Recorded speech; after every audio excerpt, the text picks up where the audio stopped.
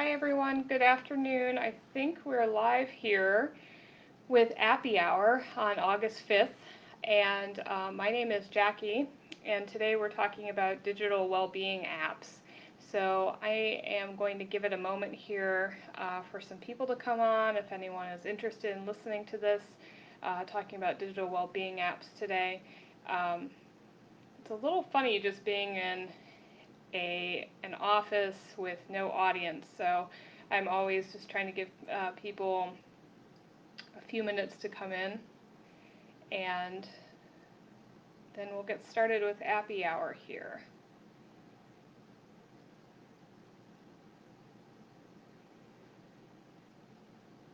Alright, well I will get started with this here, talking about digital well-being apps.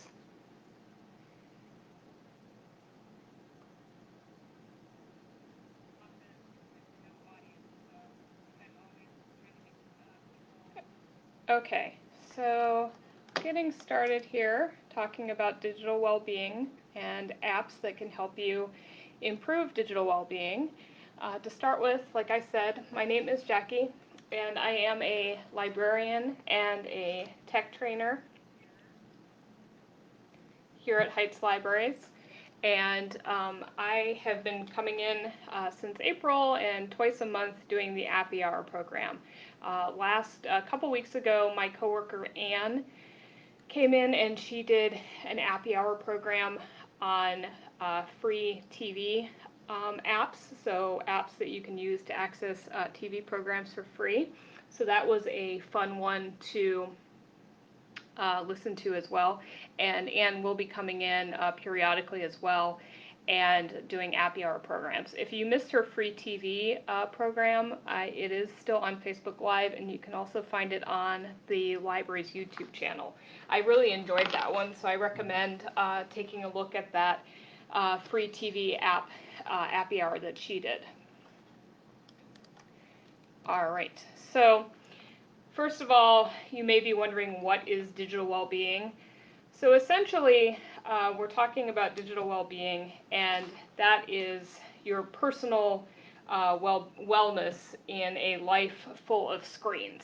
Really, digital technologies, they just are part of our everyday lives. They permeate everything more and more, whether you want them to or not.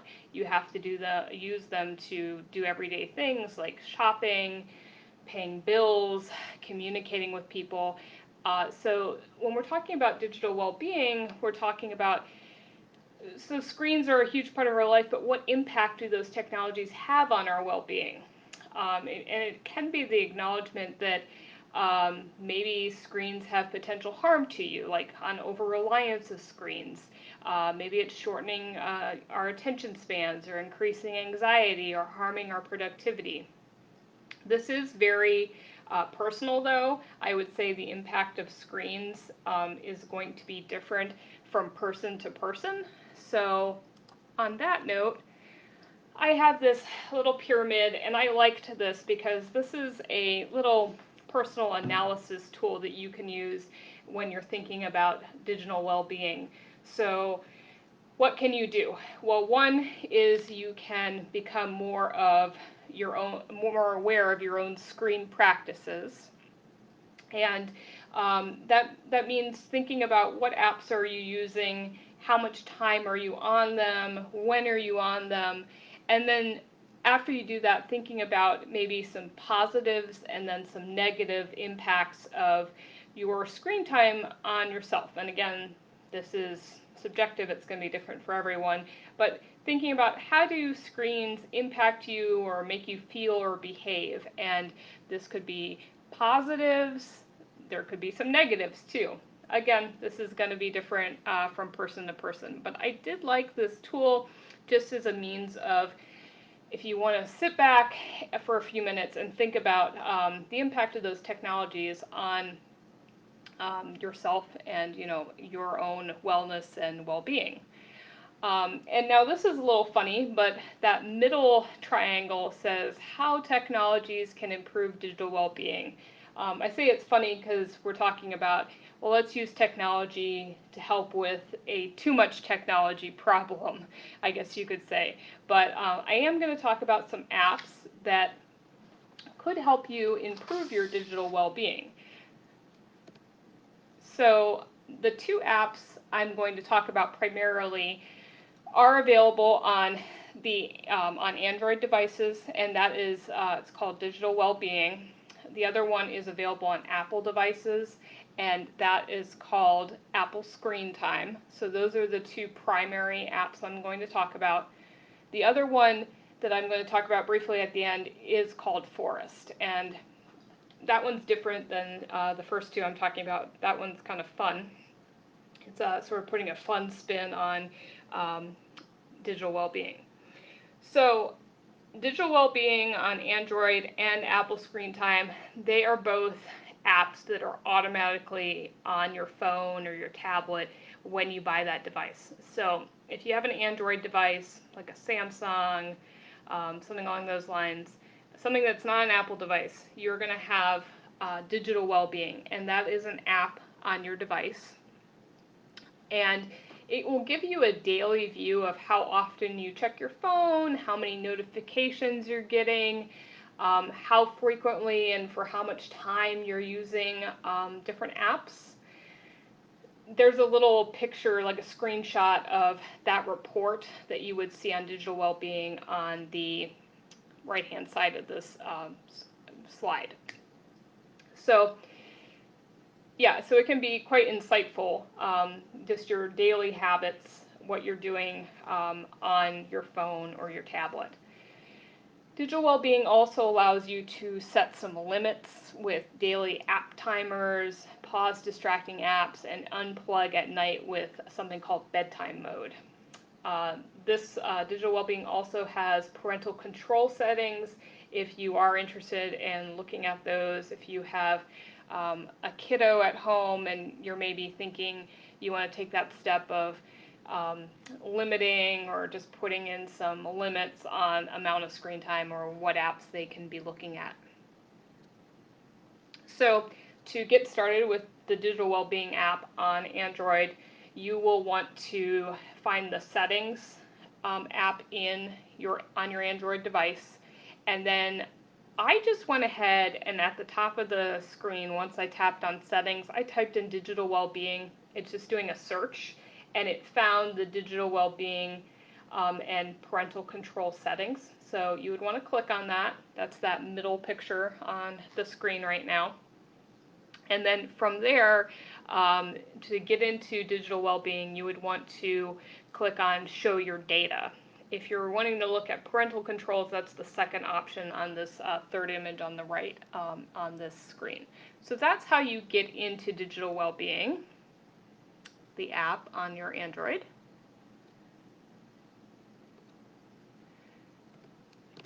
Okay, so once you're in digital well-being, you do get that report, which was a couple slides back, showing just how much you're on your phone, what apps you're using for how long, how many notifications you're getting.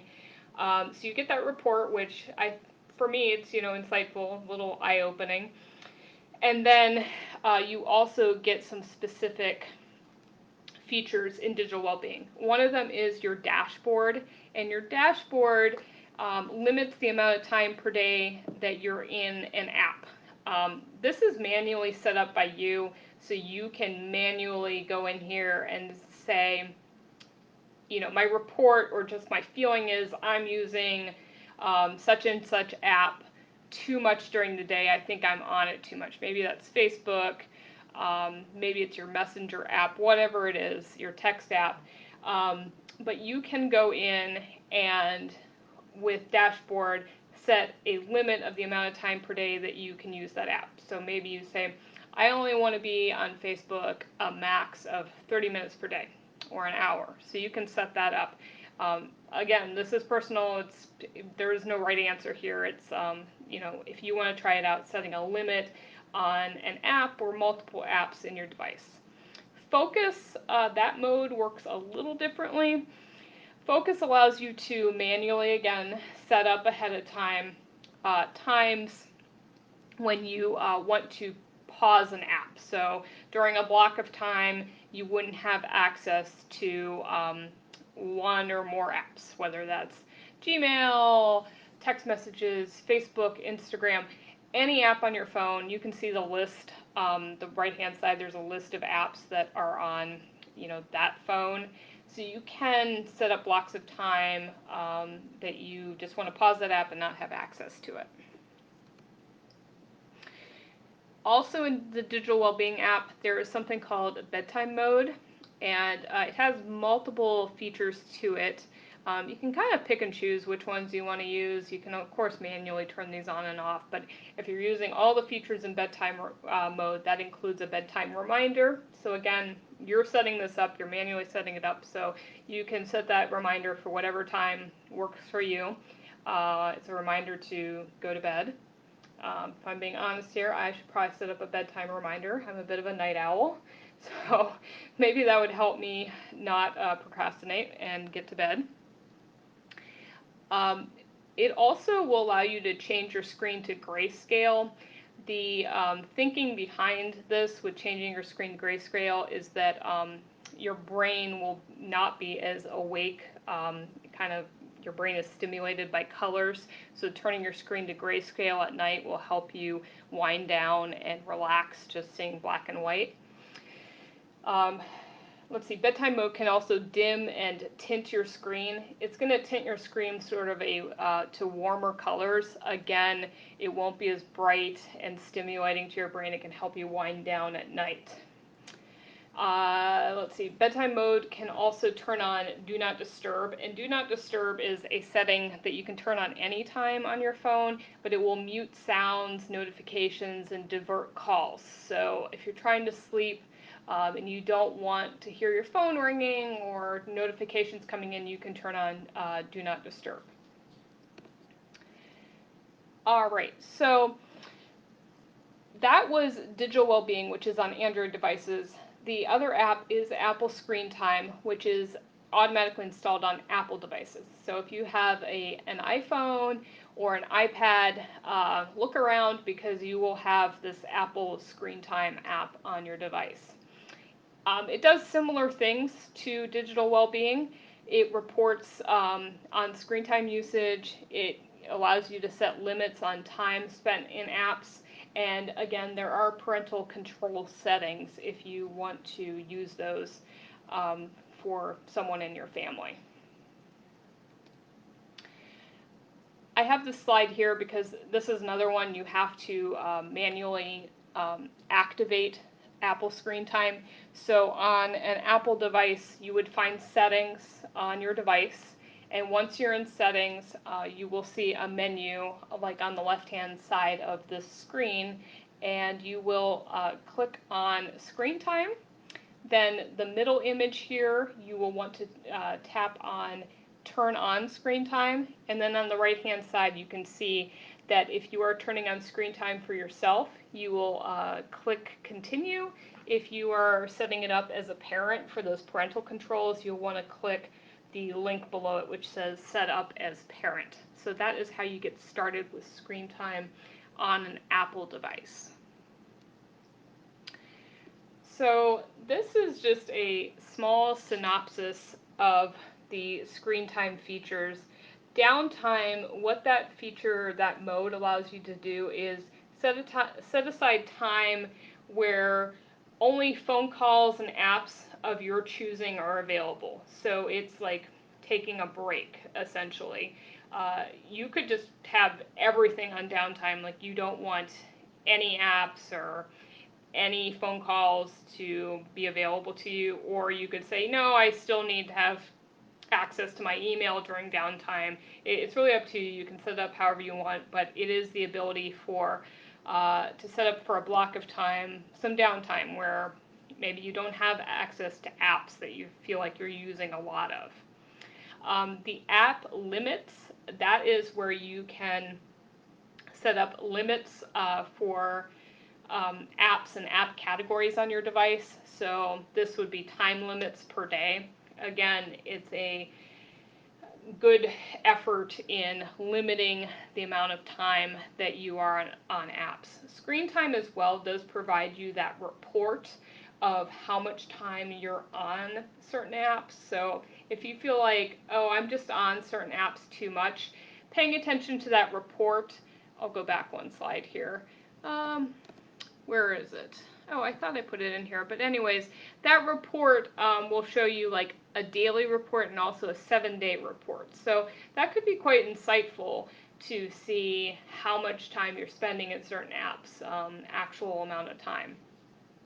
The two options below this, communication limits and always allowed, those feel to me more like if you are using the parental control features. It is controlling, who children can communicate with, and also what apps they can use. So that is a good thing. You can set up always allowed as well, and these are apps, that are always allowed on your phone, phone calls that you always allow in. So you can have limits, and then you can kind of have the green light all the time on certain features. So that's how Apple Screen Time works, and it's nice in that way to have those limitations as well if you are trying to control screen time for your kid or a family member. But the downtime and app limits would be great if you're just trying to put in some restrictions for yourself. So unlike night mode with digital well-being on Android, Apple Night Shift is just a separate setting on Apple, and this will adjust the colors you're displayed to the warmer end of the spectrum. Kind of, to me, it looks sort of amber, like it changes your screen to an amber color. This makes the display easier on your eyes. Again, it's supposed to be less stimulating to your brain and just allow your brain to sort of wind down a bit so you can be more relaxed and sleep. I didn't like this setting at first on my phone, but I have gotten used to it. I've been using it for a while, and now I do prefer it if I'm looking at my phone at night in sort of a darker environment. So it might take some getting used to, but now I prefer not the bright white screen at night. On Apple, it's interesting because if you turn on Night Shift, it will automatically turn on this Night Shift, the warmer colors on your phone, at sunset, and they're basing that on your geolocation and also the clock, so the time on your phone. So on Apple, if you have Night Shift turned on, it'll automatically change your display to the warmer colors. But you set the time that it turns off. So that could be like 7 a.m. the next morning, it'll turn off and you'll go back to the lighter white screen. This is just a screenshot of what Apple Night Shift looks like. This is going to be similar for an Android phone as well if you turn on the night mode, just the warmer, more yellow, more amber color. You can see on the Apple device that you can control a little bit whether it's a warmer or cooler color on your phone. So if you turn on Night Shift and you're like, okay, this is just way too warm, like it's too yellow, too amber, you could turn it down a bit to get it more on the cooler side of things. Okay, and the last app I wanted to talk about here is called Forest. And my coworker Anne actually told me about this a couple weeks ago, and I hadn't seen a digital well-being app like this, quite like this, that essentially gamifies the practice of setting up these sort of time limits or restrictions on the apps that you're looking at and the amount of time that you're looking at them. So I do think that this kind of makes it fun instead of feeling like you're putting restrictions on yourself. Using Forest, it allows you, they say, stay focused in a pleasant way. So the purpose of it is you are, whenever you want to focus on work, away from a screen, you can plant a tree, and then when you're away from your screen, away from an app, your tree is growing. If you go back to an app when it's still on your blacklist, your tree will be killed but so it's like motivation to grow a forest. So if you blacklist an app and you stay away from it and you focus on other things, you will grow trees. So it can kind of be a fun game of growing a forest. So this is just a fun way to make, a game out of limiting your time on apps. And this app is called Forest again. So Forest will not automatically be on your device. On an Apple device, you'll want to go to the App Store on your phone or your tablet. On an Android device, you'll want to go to the Google Play Store and search for Forest, and you should be able to download that Forest app and use it. So I just went back one more time to the Forest app here. So that's what it looks like. And again, you're going to find it on the App Store on your device. If you have a phone or tablet that is Apple or Android, which are the two major players, you are going to be able to get the Forest app on your device. All right, so I am reaching the end here of what I came to talk about, but please let me know of any questions that you may have or any comments you may have on this topic. I know that we're all having, different and perhaps similar experiences with screen time, and so it's interesting to hear from people about this and maybe apps that could help. But if nothing else, please let me know of any questions. Feel free to share this Appy Hour program on Facebook, and I will just get to, like I said, any questions here. So I will stay on for another minute or two and just take any questions. Feel free to write them in the comment box. But that is my discussion on digital well-being and how you can use on an Android device. You can use the digital well-being app. On an Apple device, you can use the screen time app. And then there's also that fun app called Forest that you can use as well if you want to put that on your phone. So those are the apps I was going to talk about with digital well-being. In terms of the library, we are open, but on a limited basis. So our lobbies are open right now. We're getting a lot of questions about that. But the libraries at all 4 of our branches are open. You can come in and pick up a hold. You can also use the copier for copy, fax, and scanning purposes. But right now we're going slow and just doing limited services. We are trying to bring as much online program to you, like Appy Hour. Later this month into September, we're going to start offering some tech talks as well. If you don't catch the program on Facebook Live when it is live, you can see it. It does get archived on the library's Facebook page. It also will be on our YouTube page, so you can watch those after the fact as well, anytime you like, based on your own convenience.